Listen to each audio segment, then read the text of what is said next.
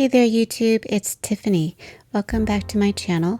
Today I'll be doing a paint with me video, so let's get started.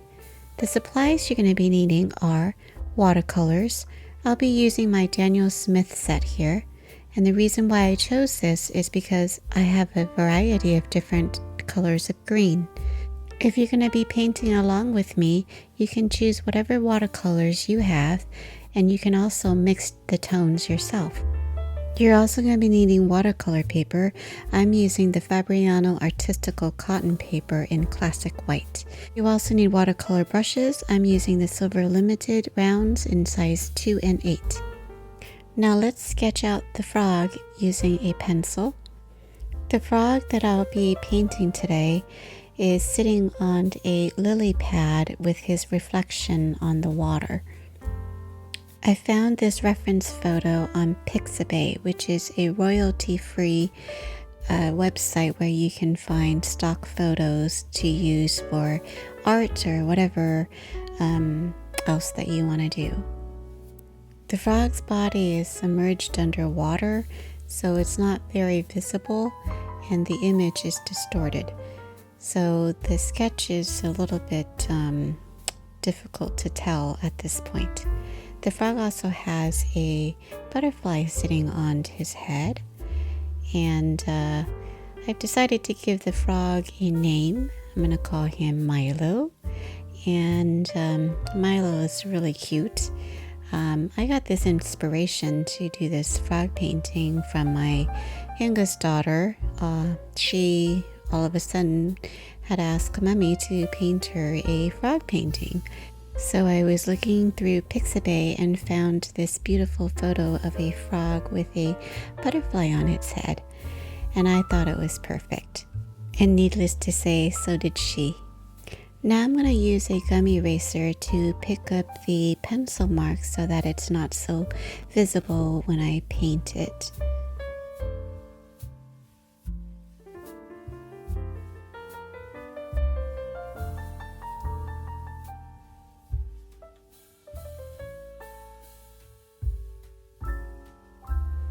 I'm going to start with the background. I'm going to do a wet on wet technique first. So using my largest brush, I'm just wetting the background, and then after that I can apply the paint. This technique will create a dispersion of the paint and create a very lovely effect.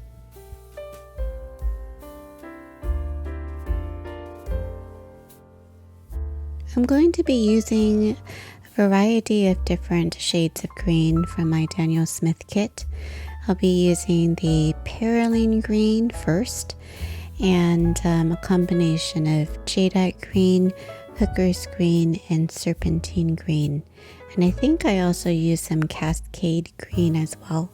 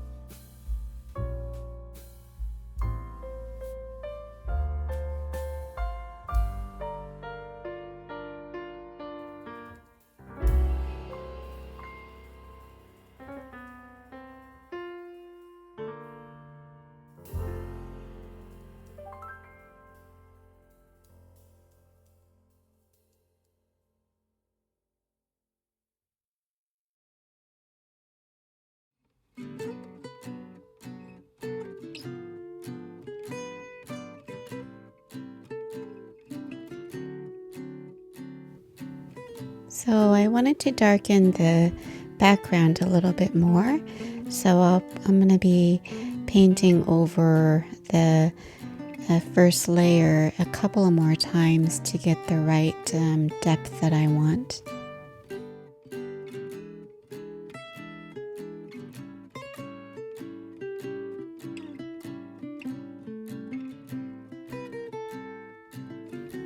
I really like this Perylene green color. I think it's so pretty.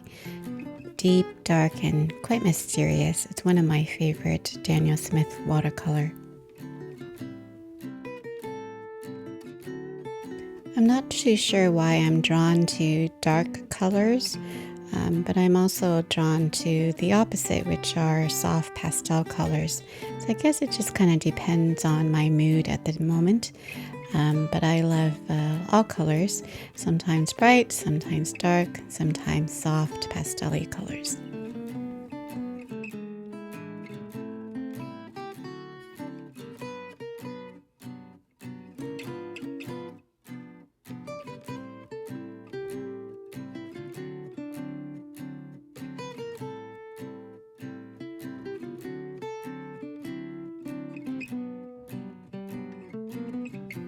This painting is going to be quite monochromatic with various shades of green.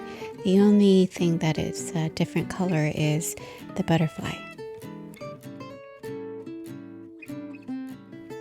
Now I'm mixing a lighter shade of green for the frog. I'm going to be working from light to dark, so starting with the lightest shade of green, and then after that mixing in with darker tones for shading.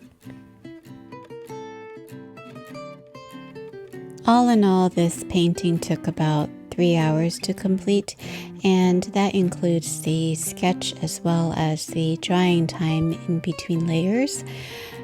So I have to cut down or trim down the video to half an hour. That way it's not so lengthy. So lots of the footage I try to keep are the ones that are pertinent so that you can see my painting process. However, in real time, it's a lot slower, and the speed of the painting that you see right now is actually 2 times faster. I don't work this fast, even though it may seem like my hands are working fast, but it actually is 2 times the speed of my normal painting.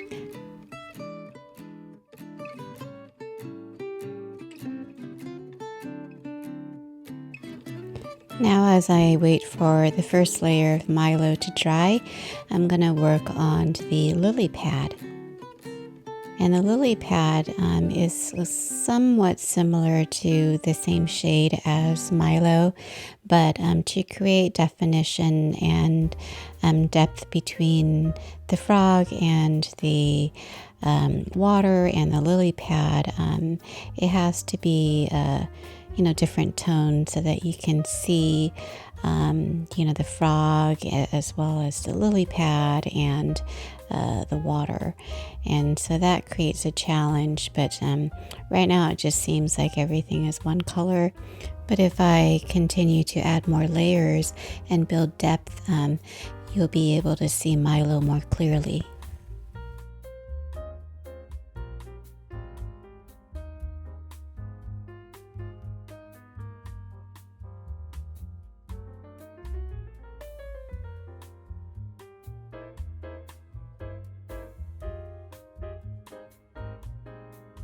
I picked up watercolor painting about 2 years ago, and as I was learning the medium, I find that I really love to paint animals. I think this is stemmed from the fact that animals are naturally colorful, and I love everything that's colorful. Plus, I find that painting animals is a lot easier because you could tell if it's a frog or a giraffe when you're painting, but when you're painting a portrait and you're trying to make it look like the person that you're painting, it's a lot harder. I'm still learning how to paint portraits well. I also love to paint landscapes. Landscapes have a lot of colors, and you can even add your own interpretation and make it completely different from the reference photos that you use. So portraits and animals are my 2 top favorite things to paint, and hopefully you'll be able to see a lot more tutorials coming from me. Finding the time to make videos is especially hard because making a video takes a lot of time. Time to film and edit and adding voiceover and music and all of that takes a lot of time. And so balancing life and making videos for fun is quite challenging. But I hope to find more time in the future to make them as I see more interests from you guys. I've been doing art ever since I was a kid and was taking formal classes since I was in junior high and all the way through high school. So for 5 years straight, I've been taking art classes. And once I went to college, I took a different career path and left art for, maybe 20 years. And it was actually watercolors that have helped me get back into doing art. And since I started with watercolors, I never looked back because I became obsessed ever since. I don't think I learned watercolors very much when I was taking art classes. It was more just learning about the fundamentals of art and using pencil and charcoal and even acrylics. But we didn't do a lot of watercolors, so I wasn't very I wasn't very keen with, we used I think praying watercolors, and those watercolors weren't the best watercolors, so I never really liked doing watercolors. Now that I'm older and can afford nicer quality watercolors, I have come to really appreciate the medium and what you can accomplish with them. And I've collected so many different brands over the years. I hope to share them with you so that you can decide which ones are best for you. It looks like Milo's reflection under the water is taking shape. Milo isn't just green. He has all sorts of colors of green on him. So I'm trying to capture that by dotting different shades of green here and there.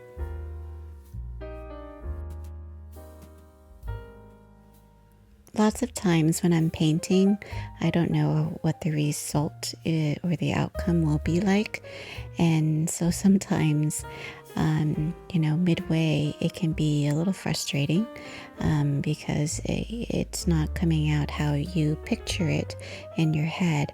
But if you keep on working at it and just know that, the next layer that you add will make it look better and better and not give up, I think that will help you to complete the painting and keep pushing forward.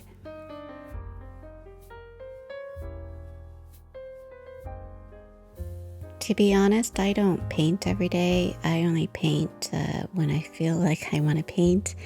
I paint based on my mood and how I feel. So when I'm in a good mood, I paint. When I'm not feeling so great, then I don't. Painting for me isn't so much of a stress reliever. It's more like if I'm trying to be creative or want to, do something fun. So I have to be in a good mood in order for me to produce or to even want to paint. And so because I don't paint so much, I don't really have a method of painting. I just get in there and do it. I have an image in my head and I just try to, capture that on paper. And so my process isn't really a process. It's more just my guts or my mood that is guiding me along the way. And so sometimes when I'm painting, I don't really know how the painting is going to turn out. But most of the time, it usually surprises me. And I haven't thrown away too many paintings, maybe once or twice. I am pretty stubborn, so I just keep working at it until I am satisfied or until I'm semi-satisfied because, you have to, learn along the way. You can't be perfect all the time. And part of, learning to paint, you're going to make mistakes. And if you can just accept that, then you will become better. Looks like Milo is starting to come alive now that I added his eyes. I'm using Mars Black on his eyes.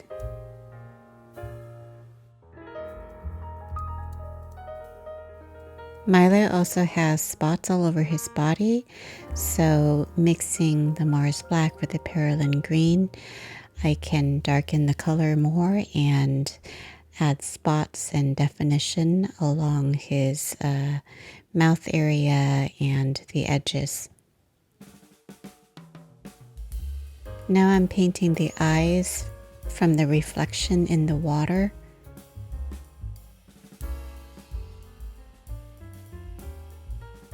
So now I'm going to start painting the butterfly. The butterfly is going to be black with spots of color. So I'm adding on Mars Black, some light shades, and then gradually increase the darkness. I haven't really named this butterfly yet, so I've decided to give it an M name, so Milo and maybe Matilda. Matilda seems like a cute name for a butterfly.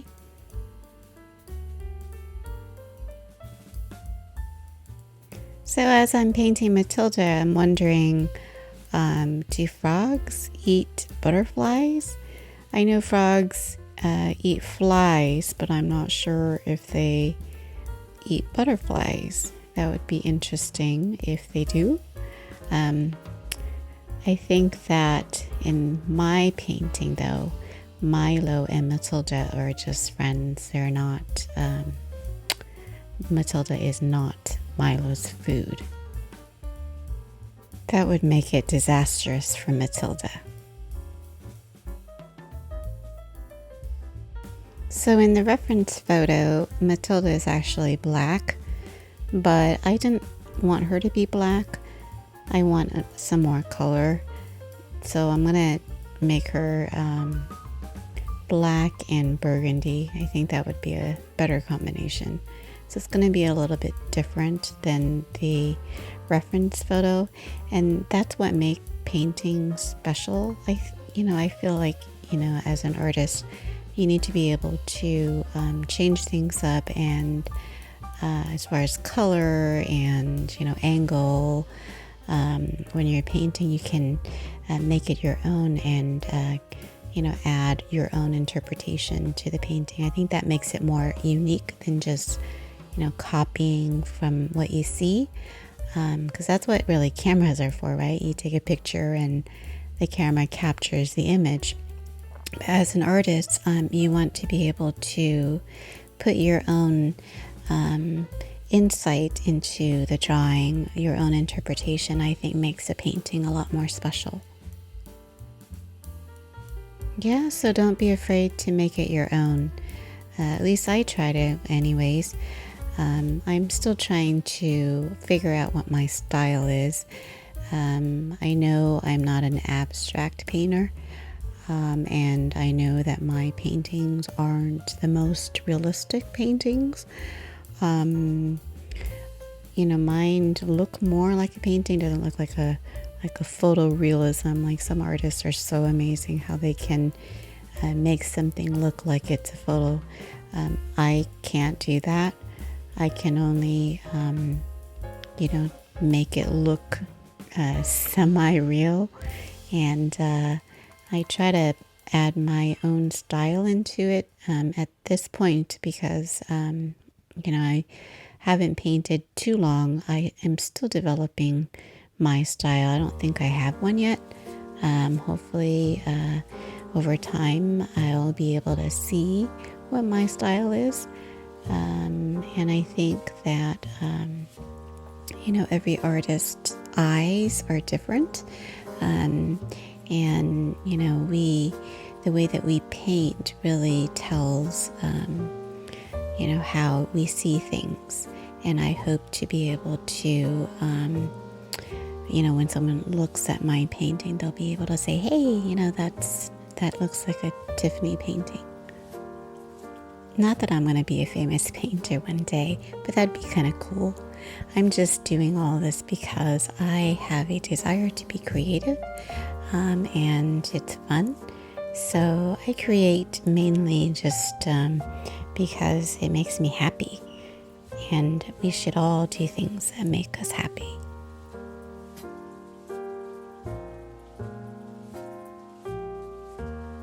Looks like Matilda is taking form. I'm just adding more black to define the real Matilda from the reflection Matilda. So just adding more definition. That way you can kind of tell that, the butterfly on top is the real image, and I'm going to leave the reflection a little bit more blurry, and then that way you could tell that it's a reflection and not the real butterfly.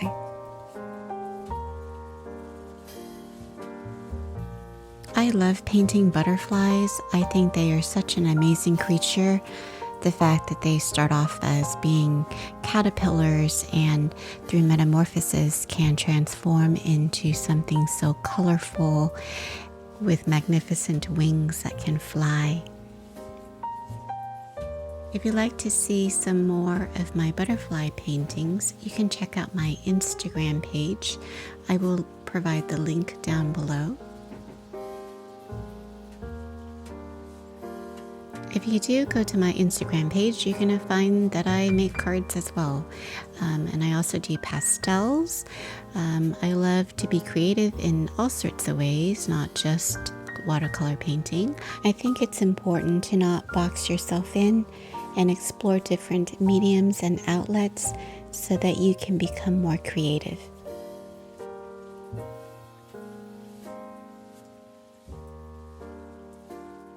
Milo's body is also submerged in water, so it's not very clear. The only thing that is clear is his head, because that's the only thing that is above surface water. Painting is starting to come to an end, and I am just dibble-dabbling here and there just to define Milo a little bit more. For highlights, I will be using Dr. P.H. Martin's Bleed Proof White. Mixing it with water first, then I add highlights to around Milo's mouth, nose, eyes, and anywhere that the light is reflected on his face.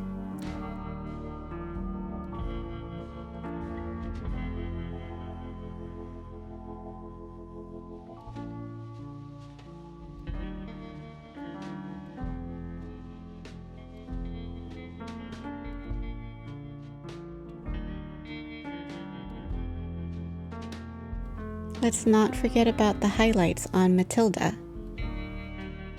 Now I'm going in with a fine liner to add the antennas on the butterfly. I'm using the fine liner because I have more control that way.